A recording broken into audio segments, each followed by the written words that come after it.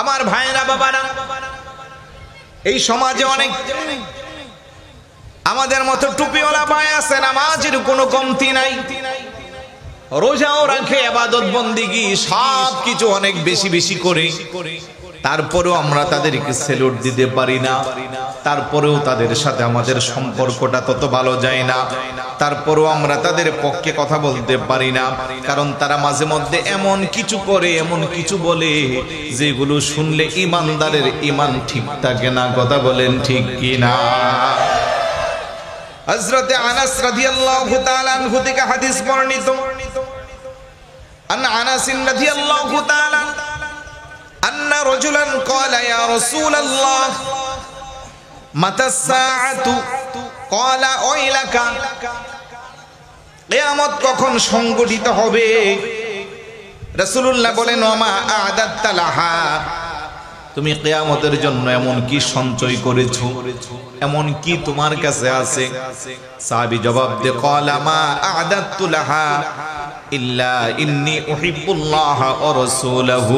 ইয়া রাসূলুল্লাহ, অধিক পরিমাণের নামাজ আমার কাছে নাই, অধিক পরিমাণের রোজা আমার কাছে নাই, তেমন কিছু আমার কাছে নাই, তবে একটা জিনিস আমার কাছে আছে, ইন্নী উহিব্বুল্লাহ ওয়া রাসূলাহু, আমি আল্লাহ এবং আল্লাহর রাসূলকে অনেক বেশি মহব্বত করি, ভালোবাসি। বড় করে বলি সুবহানাল্লাহ। আল্লাহু আকবার।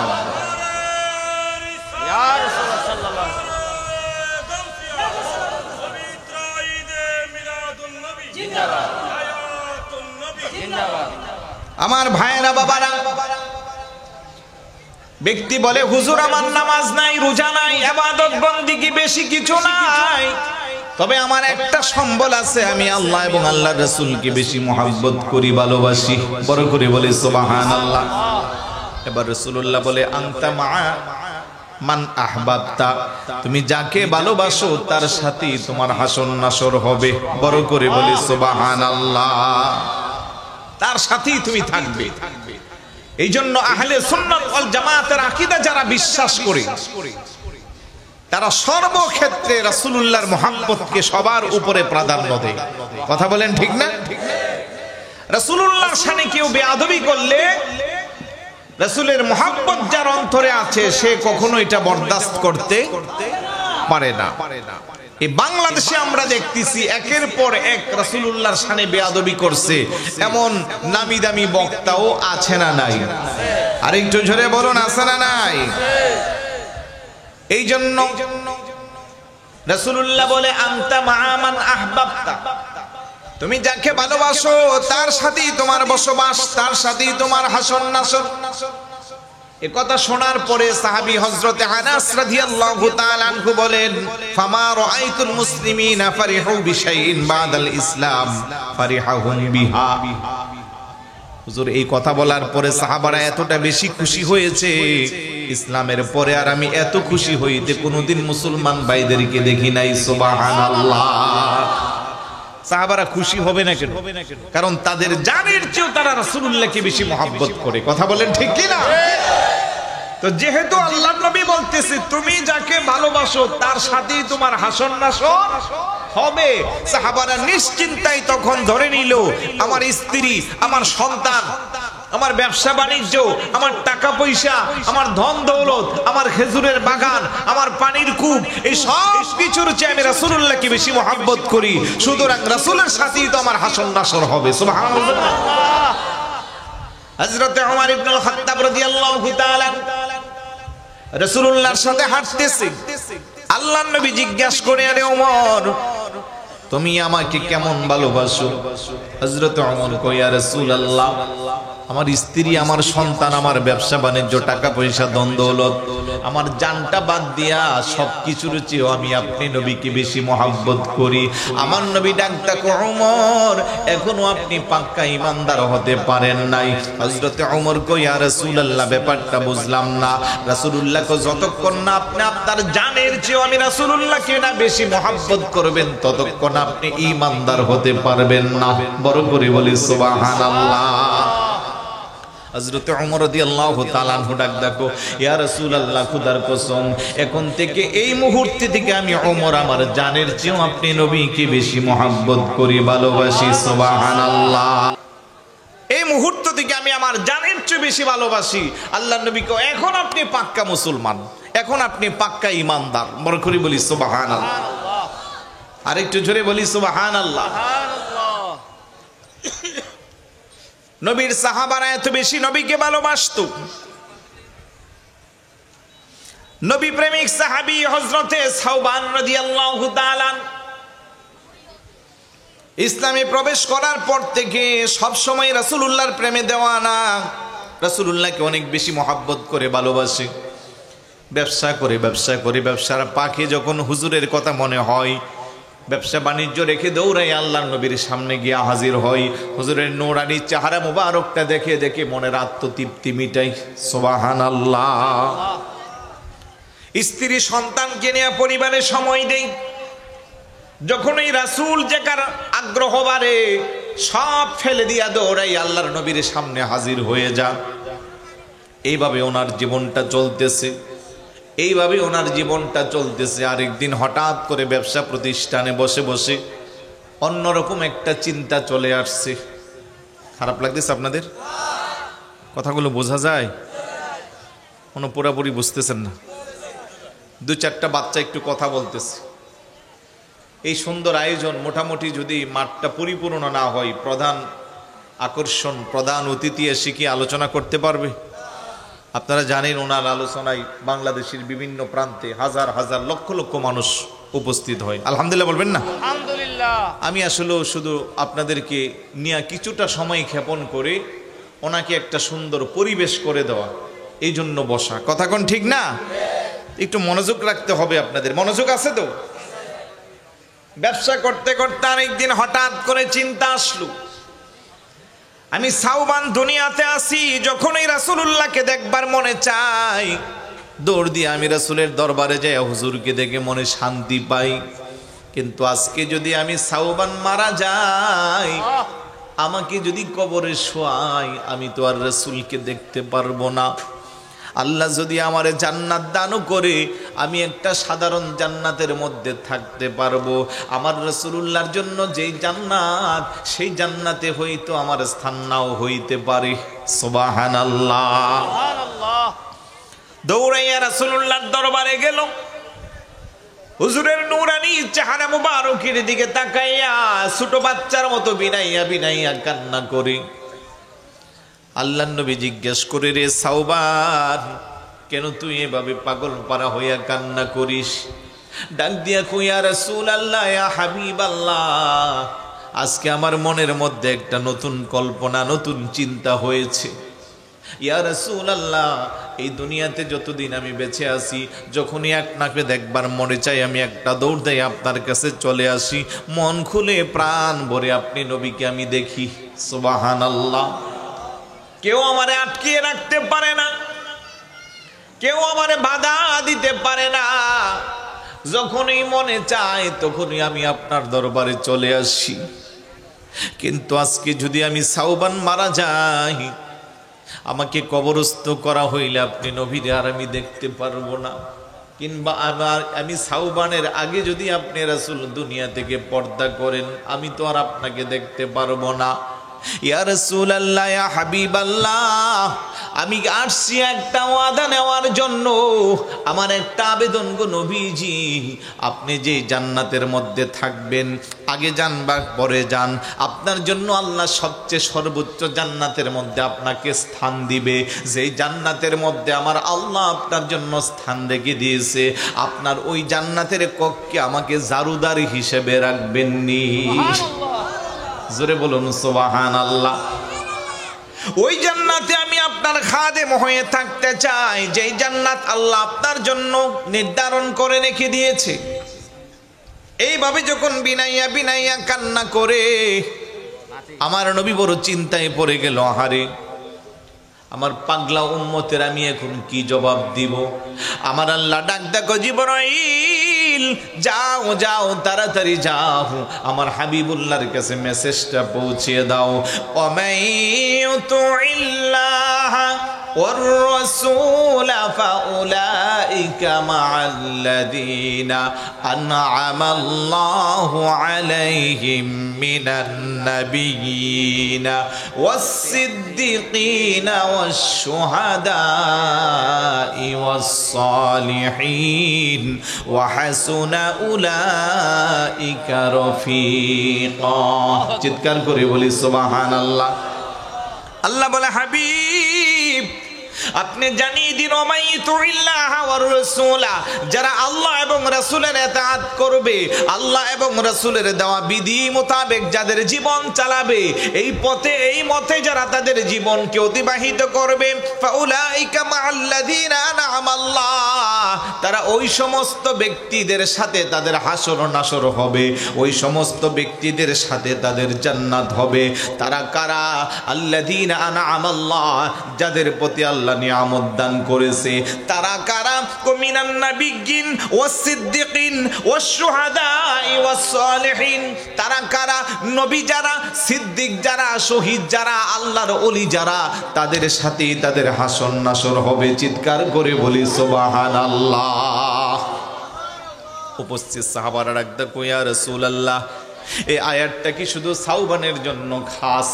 আমার নবী কো, না না না, কিয়ামত পর্যন্ত আমার যত উম্মত আসবে, যারা আল্লাহর রাসূলের পথে, আল্লাহর পথে, আল্লাহর দেখানো পথে মতে যারা চলবে, রাসূলুল্লাহকে যারা অনুসরণ করবে, অনুকরণ করবে, তারাই ওই আয়াতের অন্তর্ভুক্ত হইবে। বড় করে বলি সুবহানাল্লাহ। আজকে যারা আমরা আদর্শ বন্ধু মহলের উদ্যোগে আয়োজিত মিনচিরি তলার এই মাহফিলে বসলাম, আমাদের অন্তরে আল্লাহর ওলিদের মহাব্বত আছে না নাই? আছে। আওয়াজ দেয়া বলুন, আছে না নাই? আছে। নবীদের মহাব্বত আছে না নাই? আছে। সুবি যারা, সিদ্দিক যারা, শহীদ যারা, তাদের মহাব্বত আছে না নাই? আছে। যদি থাকে, আমাদের ঠিকানা জান্নাত ঘোষণা কার? আল্লাহ। মনে মনে ভাবতেছেন, নামাজ পড়ি না, রোজা রাখি না, পরের হক নষ্ট করি, গীবত, পরনিন্দা, পরশ্রীকাতায় সময় কাটাই, তারপরেও হুজুর বলতেছে আমাদের ঠিকানা জান্নাত। এইরকম চরিত্রের মুসলমান আছে না নাই? জোরে বলুন না, কম না বেশি? ওই যে শুরুতে কিন্তু বলছেন, ওমাইয়ুতিল্লাহ ওয়ার রাসূলা, যারা আল্লাহ এবং রাসূলের ইতাআত করবে। এখন বলেন, রাসূলের ইতাআত করতে গেলে নামাজের দরকার আছে না নাই? আছে। সবার বোধ হয় নাই, আওয়াজে বোঝা যায় সবার নাই। যদি থাকতো আওয়াজটা আরেকটু বড় হইতো। আওয়াজ দেয়া বলুন, রাসূলুল্লাহর ইতাআতে নামাজ আছে না নাই? রোজা আছে না নাই? হজ যাকাতের কথা আছে না নাই? আব্বা আম্মার সেবা যত্নের কথা আছে না নাই? বড়দেরকে সম্মান করা, ছোটদেরকে স্নেহ করার কথা আছে না নাই? রাসূলুল্লাহর ইতাআতে সুদ খাওয়ার কথা আছে নাই? ঘুষ দেওয়ার কথা আছে? নাই? আব্বা আম্মারে কষ্ট দেওয়া যাইবে? নাই? ইয়াবা আসক্ত হওয়া যাবে? না। মদের বোতল নিয়ে টানাটানি করা যাবে? না। জোয়ার আসরে বসা যাইবে? না। তাইলে জান্নাত তো তারাই পাইবে, জোয়ার আসর, মদের বোতল আর বেনামাজির সাথে যাদের সম্পর্ক নাই। আল্লাহওয়ালা বুজুর্গদেরকে যারা মোহাব্বত করে, তাদের আনিত বিধি মোতাবেক পালন করে যারা নামাজি বান্দা, মুত্তাকি, পরহেজগার, আল্লাহওয়ালা, তাদের ঠিকানা জান্নাত। কথা কোন ঠিক কিনা?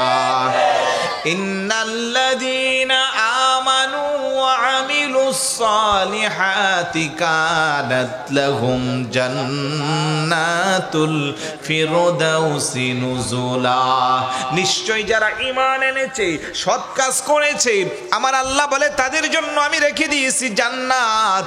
ওই জান্নাত জান্নাতুল ফিরদাউস, সবচেয়ে ভালো জান্নাত। আরেক জায়গা কো, ইন্নাল্লাযীনা আমানু ওয়া আমিলুস সালিহাত লাহুম জান্নাতুন তাজরি মিন তাহতিহাল আনহার খালিদিনা ফিহা আবাদা। চিৎকার করে বলি সুবহানাল্লাহ। নিশ্চয়ই যারা ঈমান এনেছে সৎ কাজ করেছে আমার আল্লাহ তাদের জন্য আমি রেখে দিয়েছি জান্নাত, যে জান্নাতের নিচে দিয়া ঝর্ণা সমূহ প্রবাহমান, যেই জান্নাতে একবার গেলে আর বের হতে হবে না। আল্লাহু আকবার বলেন।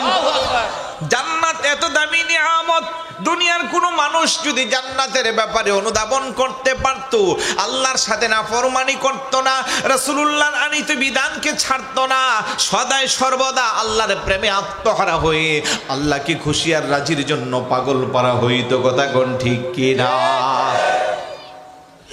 কত সুন্দর হবে জান্নাত। দুনিয়াতে একটা নামি দামি বাড়ি বানাইলে আমাদের মধ্যে একটা ভাব চলে আসে। কথা কোন ঠিক না? এলাকার মানুষরা দূর দূরান্ত থেকে আমাদেরকে দেখার জন্য, বাড়ি দেখার জন্য চলে আসে। যুবকরা বিকালবেলা সেই বাড়ির সামনে দাঁড়িয়ে সেলফি ওঠায়, ফেসবুকে স্ট্যাটাস দেয় আমাদের এলাকার সেরা বাড়ি, অথচ এটার স্থায়িত্ব সর্বোচ্চ 100 বছর, আর বড় হইলেও না হয় 5000 স্কোয়ার ফিটের মধ্যে হয়। আর জান্নাতের ব্যাপারে আল্লাহর নবী বলে সবচেয়ে ছোট জান্নাতটা হবে দুনিয়ার 10টার সমান। আর একটু আস্তে গুন সুবহানাল্লাহ। মনে হয় যেন জান্নাত দেখছেন। কোথায় জানি চট্টগ্রাম শহর হইতে মনে দেখলাম জান্নাত রেস্টুরেন্ট, এটা হয়তো ওনার ছেলে মেয়ের নাম জান্নাত হবে। আরেকজনে কেউ জান্নাত রেস্টুরেন্ট, না জানে ভিতরে কত সুন্দর, ঢোকা দরকার। ভিতরে যে দেখা যায় যে পচা গান্ধা আবর্জনা আছে না নাই, তার মানে নামে জান্নাত, ভিতরে কি নাই, মিল নাই। আর আল্লাহর দেওয়া ইমানদারের জন্য যেই জান্নাত, ওই জান্নাতের যেই দেওয়ালগুলো হবে, একটা ইট হবে স্বর্ণের, আরেকটা রূপার, আরেকটা ইয়াকুত পাথরের, আরেকটা জমরুদের। সুবহানাল্লাহ বলবেন না? সুবহানাল্লাহ। এই যে বিল্ডিং বানাইছে, একটা ইটের সাথে আরেকটা ইটের লাগাইছে সিমেন্ট আর বালি দিয়া। আর জান্নাতের স্বর্ণের ইটের সাথে রূপার ইট এইভাবে একটার সাথে আরেকটা লাগাইবে মেশকো আম্বর দিয়া। বড় করে বলি সুবহানাল্লাহ। দুনিয়াতে নামি দামি বাড়ি বানাইলেন জান্নাতের মতো করে, ওই বাড়ির মধ্যে আপনি অবস্থান করবেন 50 বছর, 60 বছর, 100 বছর। এমন অনেকে হয় জান্নাতের মতো বাড়ি বানায়, কিন্তু সেই ঘরের মধ্যে একবার ঘুমাইতে পারে না, তার আগে আল্লাহর ডাকে সাড়া দিয়ে চলে যেতে হয়। এমন হাজার হাজার ইতিহাস আছে না নাই? এই দুনিয়ার জান্নাতে শুয়া শুয়ে আপনি মনে মনে ভাবতেছেন, আহারে এই মুহূর্তে যদি কুমিল্লার নামি দামি মাতৃ ভান্ডারের রসমালাই খেতে পারতাম, কিন্তু মনে চাইলেই তো পাওয়া যায় না। ছেলে চাকরি করে, ফোনে বলতে হবে আমার জন্য রসমালাই আনিস। কুমিল্লা থেকে বাঁশখালী আসতে আসতে 7-8 ঘন্টা, ততক্ষণে বাসি হয়ে যাবে, স্বাদ নষ্ট হয়ে যাবে, আনতে আনতে মনের চাহিদাটাও কমে যাবে। কিন্তু আমার আল্লাহ জান্নাতবাসী যারা হবে, তারা মুখ খুলে বলতে হবে না, ইশারা করেও কাউকে বলতে হবে না। তাদের মনের মধ্যে কোনো কিছু খাওয়ার জন্য যেই মাত্র কল্পনা জল্পনা সৃষ্টি হবে, কল্পনা জল্পনা হইতে দেরি আমি আল্লাহ সামনে জান্নাতের সুস্বাদু খাবারগুলো তাদের জন্য ডিসপ্লে করে দিব। সুবহানাল্লাহ। ওয়ালাকুম ফিহা মা তাশতাহি أنفسكم ولكم فيها ما تدعون।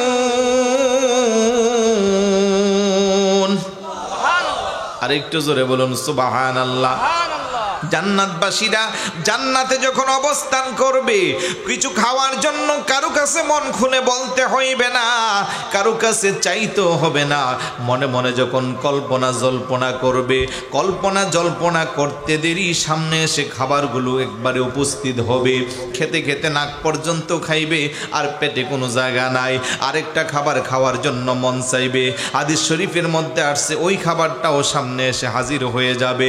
দুনিয়াতে আমরা যদি একটা খাবার খাই, পেটে জায়গা না থাকলে আরেকটা খাবার খাওয়া যায় না, কিন্তু জান্নাতবাসী যারা একটা খাবার খাওয়ার পরে যখন আরেকটা খাবার খাইতে মন চাইবে, কোনো বাধা সৃষ্টি হবে না।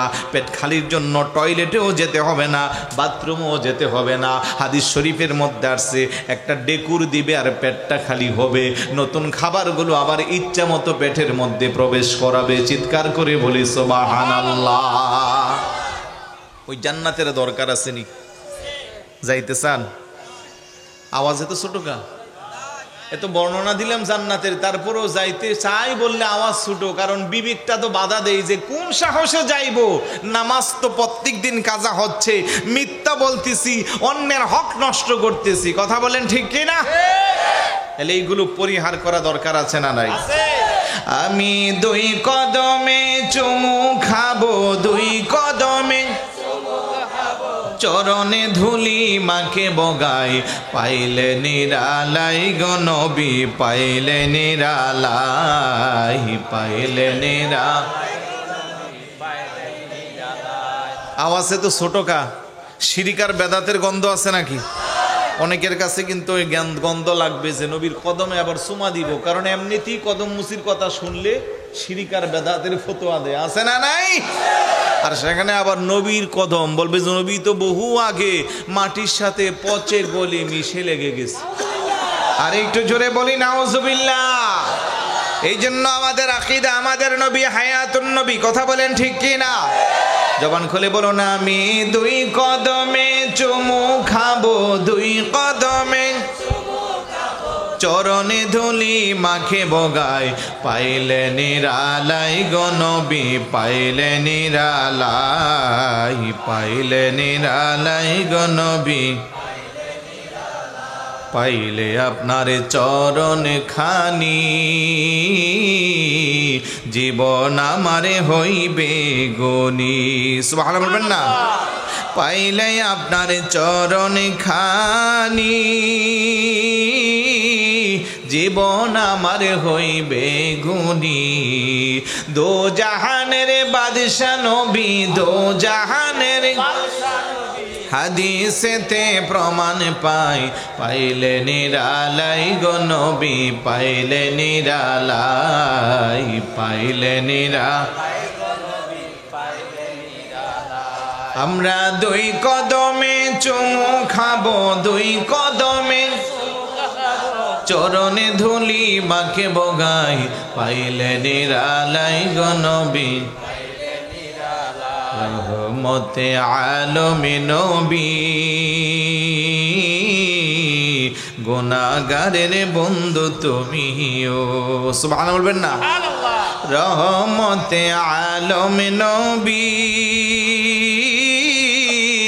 আপনার প্রেমে পাগল সবই, মাপে যে পাবে দুজকে বাসি, মাপে যে পাবে দুজকে বাসি, আপনি নবীর উসিলাই, পাইলে নিরালাই গো নবী, হাই পাইলে নিরালাই গো নবী, পাইলে নিরা। আমি দুই কদমে চুমু খাবো, দুই কদমে চরণে ধুলি মাখে বগাই, পাইলে নিরালাই গো নবী, হাই পাইলে নিরালাই গো নবী, পাইলে। কান্দি আমি বাংলায় বসে, দাও গো দেখা নবী এসে। সুবহানাল্লাহ বলবেন না? কান্দি আমি বাংলায় বসে, দাও গো দেখা নবী আসে। ও আমি কান্দি একা বসে বসে, কান্দি একা বসে বসে, আপনাকে পাওয়ার আশায়, পাইলে নিরালাই গো নবী, হাই পাইলে নিরালাই গো নবী। আমরা দুই কদমে চুমু খাবো, দুই কদমে চরণে ধুলি মাকে বগাই, পাইলে নিরালাই গো নবী, পাইলে নিরালাই, পাইলে নিরালাই গো নবী। আলহামদুলিল্লাহ বলি, আর একটু জোরে বলি আলহামদুলিল্লাহ। এরকম নবীর আশিক যারা, প্রেমিক যারা নবীর দিদার চাই, বাঙ্গা করে নবীর দিদার হইছে এমন হাজার হাজার প্রমাণ আছে না নাই? আর একটু জোরে বলুন, আছে না নাই?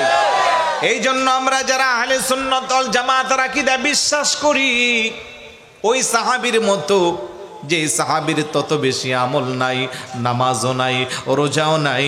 সাহাবী কো ইন্নী উহিব্বুল্লাহ ওয়া রাসূলাহু, আমি আল্লাহ আর আল্লাহর রাসূলকে বেশি মহব্বত করি, এটাই আমার সম্পদ, এটাই আমার সম্বল। তাই আমরাও নবীকে বেশি বেশি মহব্বত করতে চাই কি চাই না? তো রাসূলুল্লাহর ইতাআতের কথা বলছিলাম। তাহলে আজকের মাহফিল থেকে সিদ্ধান্ত নিতে হবে যে নামাজ পড়ব না ছাড়বো? ভাই আওয়াজ দেন, নামাজ পড়ব না ছাড়বো? নামাজ এমন একটা ইবাদত, যে ইবাদতের মাধ্যমে বান্দা আল্লাহর বন্ধু হয়ে যায়, যে ইবাদতের মাধ্যমে বান্দা এবং আল্লাহর মাঝখানের যে দূরত্ব আছে এটা কমায় একেবারে কাছাকাছি জায়গায় যেতে পারে। একজনও আল্লাহর ওলি পাইবেন না যিনি ওলি দাবি করে আর নামাজ পড়ে না। যদি কেউ বলে আমি আল্লাহর ওলি, আমি আল্লাহর বন্ধু, আমার নামাজ লাগে না, রোজা লাগে না, ধরে নিতে হবে এটা আল্লাহর বন্ধু না, এটা আল্লাহর ওলি না, এটা শয়তানের বন্ধু। কথা বলেন ঠিক কিনা? আল্লাহ বলেন ইয়া আইয়ুহাল্লাযীনা আমানু দুখুলু ফিস-সিলমি কাফা ওয়া লা اتبعوا خطوات الشيطان إنه لكم عدو মুবিন। ওহে ঈমানদারেরা, তোমরা যারা ঈমান এনেছো, উদখুলু ফিস-সিলমি কাফা, পরিপূর্ণভাবে ইসলামে প্রবেশ করো। ওয়ালা তাত্তাবিউ খুতুওয়াতিশ শাইতান, শয়তানের পথ অনুসরণ করিও না। ইন্নাহু লাকুম আদুউম মুবিন। এই ভাই, ওইদিকে তো অন্ধকার করে দিলেন, একটা লাইট হলেও দিবেন, কারণ আমি কি সামনে মানুষ আছে না কি আছে, আমি না দেখলে কেমনে হবে? আপনি তিনটা এদিকে দিচ্ছেন তো, একটা ওইদিকে দেন। হ্যাঁ, একটা লাইট ওদিকে দেন। হ্যাঁ ঠিক আছে, ঠিক আছে। আপনারা শুধু আমাদেরকে দেখলে হবে না, আমরাও আপনাদেরকে দেখতে হবে, ঠিক না?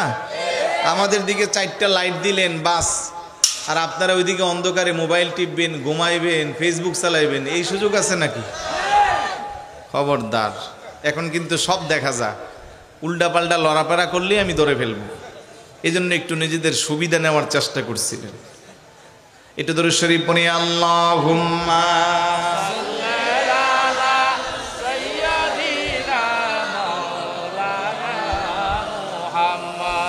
ওয়া আলা আলি সাইয়্যিদিনা, আরো জোরে পড়ি, আল্লাহুম্মা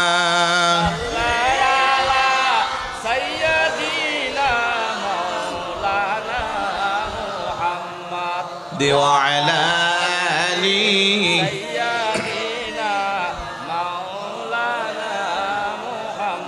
রহমাতাল লিল আলামিন, নবীজি রহমতের খাজিনা, যার কদমের দুলিলে গে ইসরে হইল মদিনা। আল্লাহুম্মা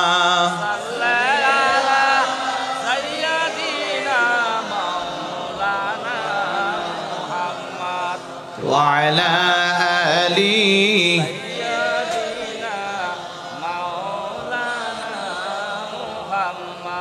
আলহামদুলিল্লাহ বলি।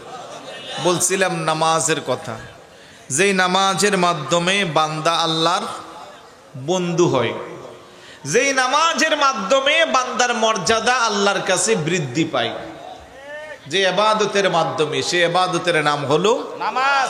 আর একটু জোরে বলুন না, নামাজ। বান্দা যখন শুরু করে খোদার ইবাদত, জান্নাত মাঝে হইতো খনি তৈরি ইমারত। ইমারত বুঝেননি? ইমারত মানে কি? বিল্ডিং। এই যে বিদেশে আছিলেন নাকি, ওরা বুঝতেছে না বিদেশে বিল্ডিংকে কি বলে, তো এটা বলেন না সবাই। ইমারত মানে কি? বান্দা যখন শুরু করে খোদার ইবাদত, জান্নাত মাঝে হইতো খনি তৈরি ইমারত।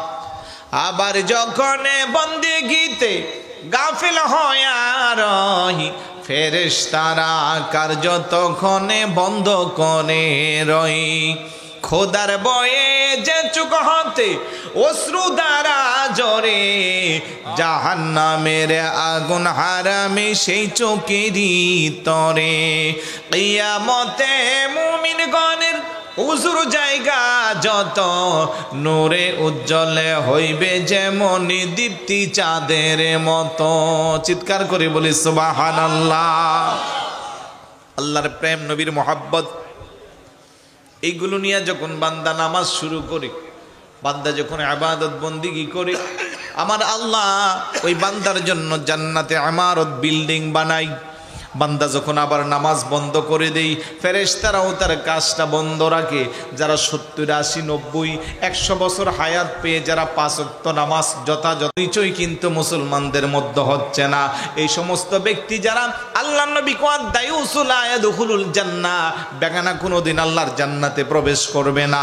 দুনিয়াতে কিছুটা সময় যদিও সুখ শান্তিতে থাকতে পারে, রূপলাবণ্য নিয়ে বসবাস করতে পারে, পরকালে তাদের ঠিকানা হইবে জাহান্নাম। কথা বলেন ঠিক কিনা?